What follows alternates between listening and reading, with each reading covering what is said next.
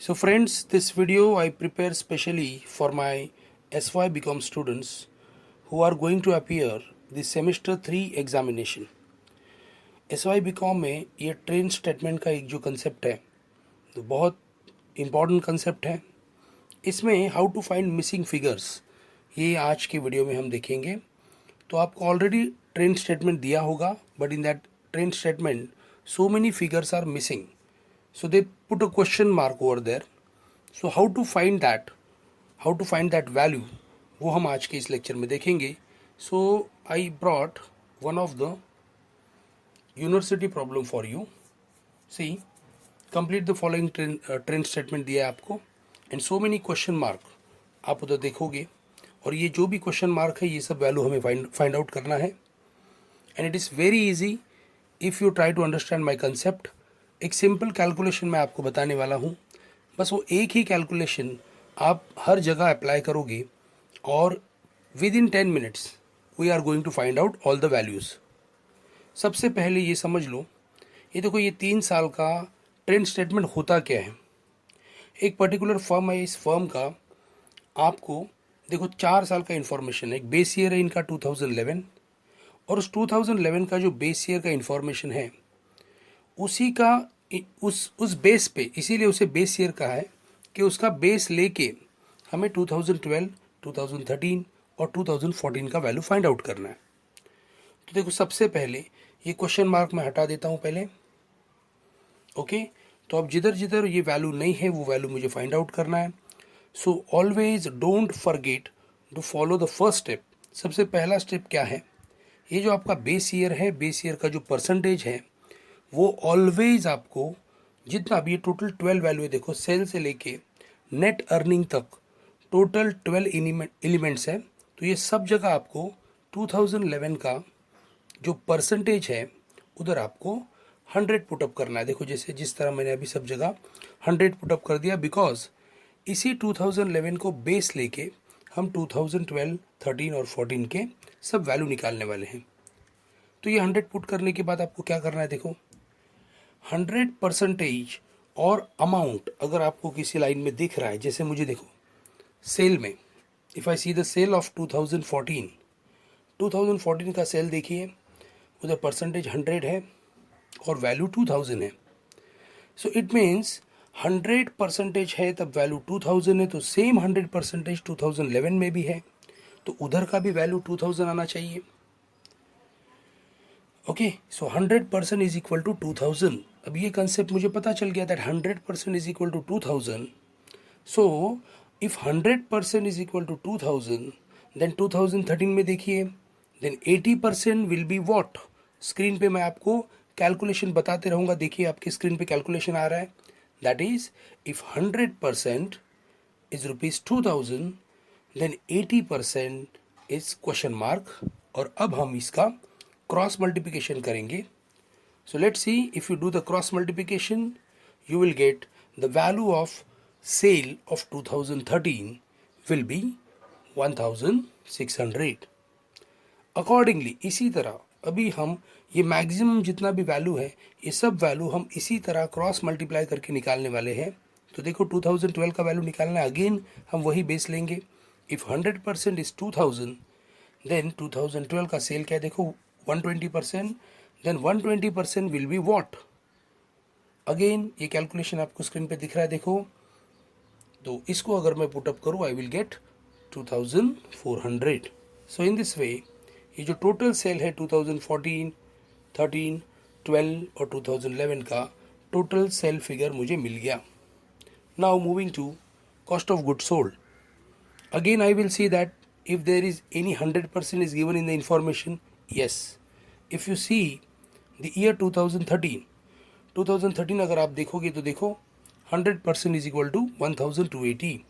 So same value I put to the base year 2011, that 100% is equal to 1280. Now again I got the value. If 100% is 1280, then 110% will be. तो पहले मैं 2012 का cost of good sold निकाल रहा हूँ, that will B 1408. So accordingly if I see the cost of good sold off year 2014। अगर 2014 में देखूंगा मैं तो मेरे पास परसेंटेज वाला फिगर नहीं है, लेकिन अमाउंट मुझे दिया है 1500। सो अब मैं क्या कर रहा हूँ, देखो अगेन मैं वही कंपैरिजन करूंगा that 1280 is 100%, then 1500 is question mark, और जब मैं इसे सॉल्व करूंगा I will get the value 117.19। Okay, so in this way चारों साल का देखो बेस ईयर का भी और 2014, 13, 12 का मुझे सेल्स और कॉस्ट ऑफ गुड सोल्ड मिल गया। अभी आपको अच्छी तरह पता है स्टेटमेंट में कि सेल्स में से जब हम cost of good sold minus करते हैं तब हमें ट्रेडिंग प्रॉफिट मिलेगा। तो अब मैं सबसे पहले सबका वैल्यू मेरे पास आ गया है, मैं ट्रेडिंग प्रॉफिट निकाल रहा हूँ। सो 2000 माइनस, तो 2014 में देखो 2000 minus 1500 I will gate 500। Again same 2013 में 1600 माइनस 1280, इसी तरह 2012 में।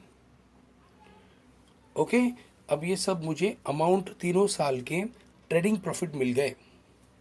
अब इसी तरह 2011 का बेस ईयर का मिल जाएगा, तो ये मैंने देखो, और इधर मुझे परसेंटेज मिल गया बेस ईयर का, 100% is 720। Now again I will use that cross multiplication. If 100% is 720, then अभी मुझे देखो परसेंटेज और अमाउंट दोनों टू बेस ईयर का मिल गया है, बट बाकी तीनों साल का अमाउंट है मेरे पास, रुपीज़ है मेरे पास। So I will compare like this, if 720 is 100, then 500 will be what, then 320 will be what, then 992 will be what। so इस तरह का कैलकुलेशन अभी हम कर रहे, देखो। सो 2014 के लिए आएगा आंसर 69.44, 2013 के लिए इट विल बी 44.44, और 2012 के लिए it will B 137.78. So accordingly, trading profit is also over. Now moving to non-operating income. अब ये इनकम है, देखिए इधर भी हम वही देखेंगे कि किधर हमारे पास अमाउंट और परसेंटेज दोनों हैं। So if you see the year 2013, you will see that 2013 में हमारे पास rupees is also given 135 and percentage given 90%। So it means if 90% is 135, then 100% will be what. ये इस क्रॉस मल्टीप्लिकेशन का हेल्प लेके मैं इसका बेस ईयर का नॉन प्रॉफिट इनकम निकालता हूँ। तो देखिए that will be 150। Again I got the value of 100%। If 100% is 150, then इसी तरह मुझे 60% का वैल्यू मिल जाएगा, that is 90। And in the year 2014 मेरे पास परसेंटेज है, if 100% is 150, then 50% will be 75. Okay, finally I am going to non-operating expenses. Again इसका देखिए base year का परसेंटेज मेरे पास है, that is 100% is equal to ₹10. So if 100% is ₹10, then 2012 का देखिए 40% will be 4. Okay, and बाकी दो सालों में 2014 और 13 में मेरे पास अमाउंट है। So again I will compare like this, if 100%, if 10 is 100%, then 16 will be 160% and 8 will be 80%. So likewise मेरा अभी नॉन ऑपरेटिंग इनकम भी हो गया, नॉन ऑपरेटिंग एक्सपेंसेस भी हो गया। अब एक मिनट सुनो, ये ट्रेडिंग प्रॉफिट में नॉन ऑपरेटिंग इनकम ऐड होता है और नॉन ऑपरेटिंग एक्सपेंसेस उसमें से लेस होता है। तो 500 में मैं 2014 का बात कर रहा हूँ, 2014 देखिए 500 में मैं 75 प्लस करूँगा और 16 उसमें से मैं माइनस करूँगा, so that I will gate 559।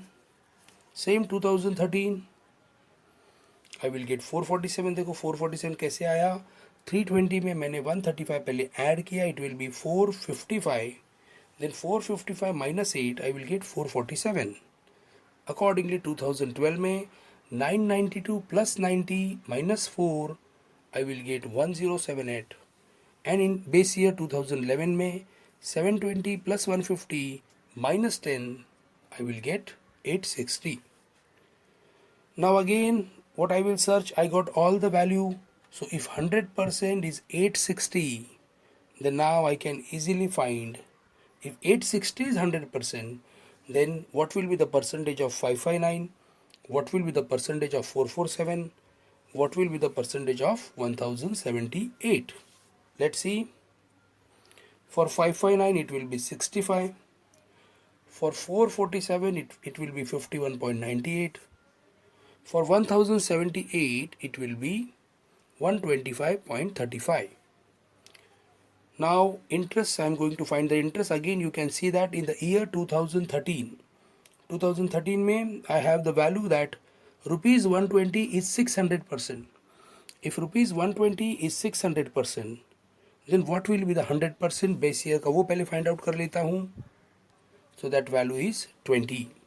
Now rupees 20 is 100%. If rupees 20 is 100%, it means 2012 का देखिए rupees 40 will be 200% and rupees 60 will be 300%.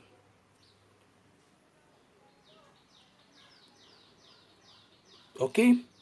Now profit before tax. अभी प्रॉफिट बिफोर टैक्स के लिए हमें क्या करना होता है? अभी हमने जो निकाला था profit before interest and tax वो 559 आया था. उसमें से इंटरेस्ट ये जो 60 रुपीज़ है वो पहले माइनस होगा. Then I will get profit before tax. So it will be 499 for the year 2014, 327 for the year 2013 और 1078 में से अगर मैं 40 माइनस करता हूँ it will B 1038 for 2012 and base year का 860 minus 20 I will get 840. Now tax at 50% of PBT. इतना value आने के बाद देखो 9th इंफॉर्मेशन है tax at 50% of PBT. PBT का फुल फॉर्म है प्रॉफिट बिफोर टैक्स. तो आपका टैक्स आपका जो PBT आया है उसके 50% है.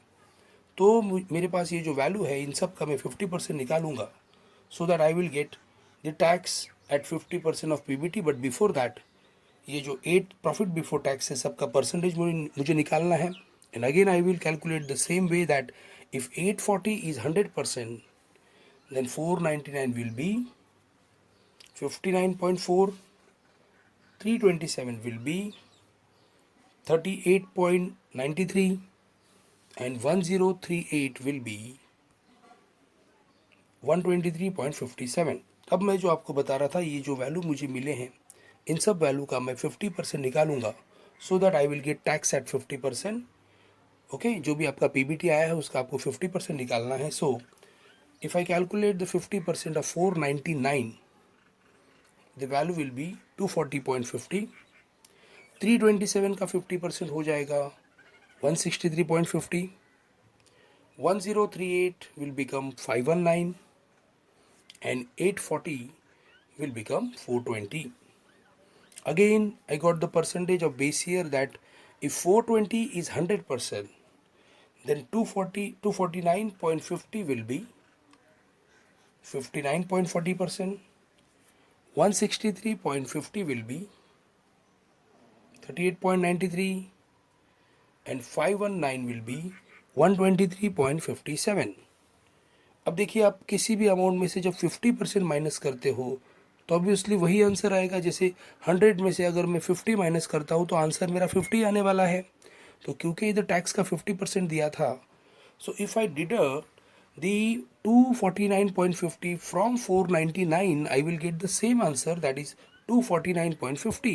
तो ये टोटल कॉलम में सब वैल्यू मुझे सेम मिलने वाला है. देखो सो 249.50, 163.50, 519 and 420 and the same the percentage will also the same because ये दोनों 50-50% है.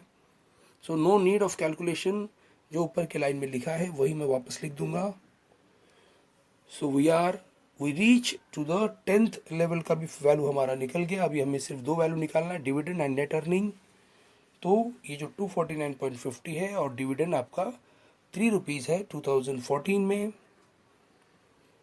ओके. बिफोर दैट ये देखिए 10% मैंने इधर फाइंड आउट कर लिया. पहले ये बता दूं मैं आपको ये 10 कैसे आया. वैल्यू तो हम बाद में निकालेंगे बट ये 10 कैसे आया. अगेन देखो 11th कंसेप्ट है डिविडेंड. उसमें मेरे पास कौन सा वैल्यू है, 2014 का वैल्यू मेरे पास है, that is ₹3 is 30%. If ₹3 is 30%, then what will be 100%? Again cross multiplication, then I will get 10. Base year का 10 मुझे मिल गया. Okay, so if 10 is 100%, 3 is 30%, तो 90% का आंसर आना चाहिए 9.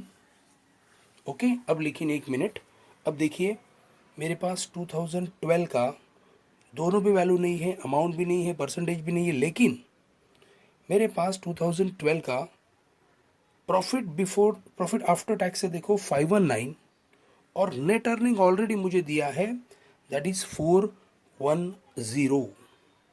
ओके, तो इस तरह इन दोनों का जो 519 बिकम 410, इससे ये प्रूव हो जाता है कि 519 का 410 हो गया, मतलब कितना अमाउंट हमने डिडक्ट किया होगा वो इजीली कैलकुलेट हो जाएगा, एंड दैट वैल्यू इज 109. तो एक बार 109 मिल गया, तो जैसे 10% is 100, 9 is 90, 3 is 30, so 109 will be 1090%. Now I will find the net earning. So net earning of 2014 will be 246.50, 3 minus करने के बाद. इसी तरह 2013 का हो जाएगा 154.50, और 2012 का ऑलरेडी 410 मेरे पास है. बेस ईयर का बन जाएगा 420 minus 10, that is 410. And finally I am going to find out the percentage, because base year का परसेंटेज मेरे पास ऑलरेडी है, that is 410 is 100%. If 410 is 100%, then 246.50 will be 60.12, 154.50 will be 37.68, and 410 already देखो 410 is 100% है, तो 2012 का भी 410 become 100%. So in this वे देखो, मैंने आपको एक शॉर्टकट तरीका बता दिया, ये ट्रेंड स्टेटमेंट में मिसिंग फिगर कैसे निकाला जाता है. SY बीकॉम के बहुत सारे स्टूडेंट मेरा ये वीडियो देख रहे हैं. अब आने वाले कुछ दिनों में आपके सेमेस्टर 3 में आपको जितने भी क्वेश्चन, जो इम्पोर्टेंट क्वेश्चन है वो मैं अपलोड करने वाला हूँ. तो आप इस चैनल को सब्सक्राइब कीजिए और इसे मैक्सिमम शेयर कीजिए. Thank you and all the best.